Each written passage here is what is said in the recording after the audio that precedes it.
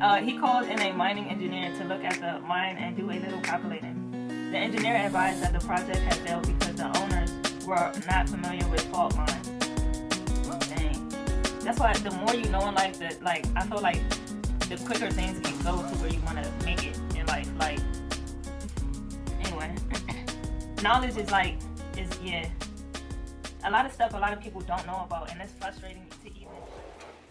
Alright, what up, y'all? So, another episode of Think and Grow Rich. It's gonna be pages 4 and 5, 5 and 6. 5 and 6. Yeah, I uploaded the last video on my. It should be uploading later today. Yeah, go catch that one. So right now we're about to hear about the other story of the man who was 3 feet, who lost it because he stopped 3 feet short of the goal he was seeking. So this is his story. So it's titled 3 Feet from Gold. One of the most common causes of failure is the habit of quitting when one is overtaken by temporary defeat. Temporary defeat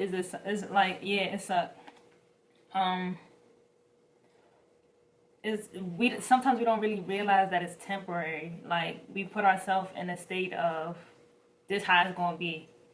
You can't, it's temporary defeat. And what is this journey if you don't have temporary defeat? So, are you Darby?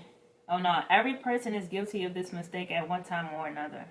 Are you Darby, who later became one of the most successful insurance salesmen in the country, tells the story of his uncle who was caught by the gold fever in the gold rush days and went west to dig and grow rich. He had never heard of the saying that more gold has been mined from the brains of man than has ever been taken from the earth. Y'all heard that? He staked a claim and went to work with pick and shovel. Everybody, I'm sure a lot of people already know about the gold rush days. This everybody was trying to get gold, so he had never heard the saying that. Oh yeah, let me read that again. He had never heard the saying that more gold has been mined from the brains of men than has ever been taken from the earth. He staked a claim and went to work with pick and shovel. The going was hard, but his lust for gold was definite. After weeks of labor, he was rewarded by the discovery of the shining ore. He needed machinery to bring the one ore to the surface. Quietly, he covered up the mine, retraced his footsteps to his home in Williamsburg, Maryland, and told his relatives and a few neighbors of the strike. They got together money for the needed machinery and had it shipped. The uncle and Darby went back to work the mine. The first car of ore was mined and shipped to a smelter. The returns proved they had one of the richest mines in Colorado.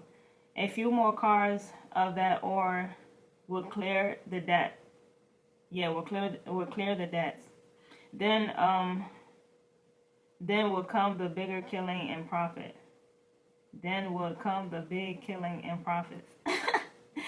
Down went the drills. Up went the hopes of Darby and Uncle. When something happened, the vein of gold ore disappeared. Dang. They had come to the end of the rainbow, and the pot of gold was no longer there. They drilled on, desperately trying to pick up the vein again, all to no avail. Finally, they decided to quit. He seen a vein, he kept digging, then he quit. That sounded about right. They sold the machinery to a junk man for a few $100s and took the train back home. Some junk men are dumb, but not this one. He called in a mining engineer to look at the mine and do a little calculating. The engineer advised that the project had failed because the owners were not familiar with fault lines. Dang. That's why the more you know in life, that like I feel like the quicker things can go to where you want to make it in life. Like anyway, knowledge is yeah. A lot of stuff a lot of people don't know about, and it's frustrating to even try to get that information sometimes. It's just like people in the hood really need a word. That's why I like Eric Thomas, man. Yeah, Eric Thomas. I just started listening to him, but he told Brian he trying to put me on my beast mode. So yeah, let's hopefully I'm trying to go back to listening to podcasts. So we'll see how that goes. It's always a switch between podcasts and then I stop listening to podcasts, then I start reading. But it's either one or the other. It's like I'm always listening to something. So, but it's not always, brick by brick. That's gonna be my motto, 2022, brick by brick. His calculations showed that the vein will be found just 3 feet from where the Darbys had stopped drilling. That is exactly where it was found.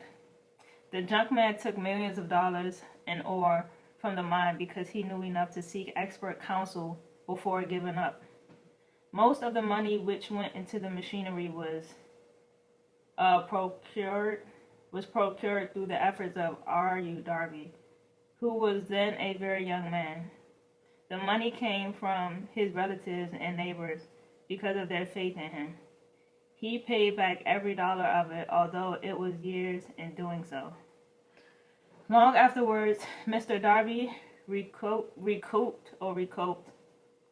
his loss. He recouped his loss many times over when he made the discovery that desire can be transmuted into gold. The discovery came after he went into the business of selling life insurance. Remembering that he lost a huge fortune because he stopped 3 feet from gold, Darby profited by the experience in his chosen work. This simple method was to say to himself, I stopped 3 feet from gold, but I will never stop because men say no when I ask them to buy insurance. He owes his stickability to the lesson he learned from his quitability in the gold mining business.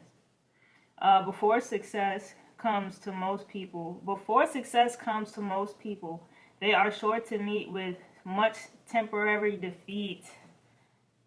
It's gonna happen. Temporary defeat is gonna happen. So it's about getting back up. A lot of us, when we fall, me, I'm not even gonna lie. A lot of times, I done gave up so many times, but I was always coming back.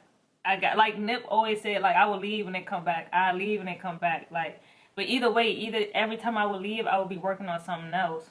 But I was trying to lay a brick wall rather than doing it brick by brick. I just wanted it to. So now I'm trying to learn how to be consistent in one thing, get that, master that, work on something else. Like, brick by brick. I'm really trying to, capture that. So, yeah. Before success, let me say that again. Before success comes to most people, they are sure to meet with much temporary defeat and perhaps some failure. When faced with defeat, the easiest and most logical thing to do is to quit. Everybody want the easy way. We really ain't trying to do it with the hard way because that's too much hard work. We ain't trying to do all that, but we gonna get it right. That is exactly what the majority of people do. More than 500 of the most successful people More than 500 of most successful people America has ever known told the author their greatest success came just one step beyond the point at which defeat had overtaken them. Let me just wrap up the story. I'm gonna just go to page 7, but we ain't gonna finish page 7. Failure is a trickster. Excuse me. Failure is a trickster with a keen sense of irony and cunning.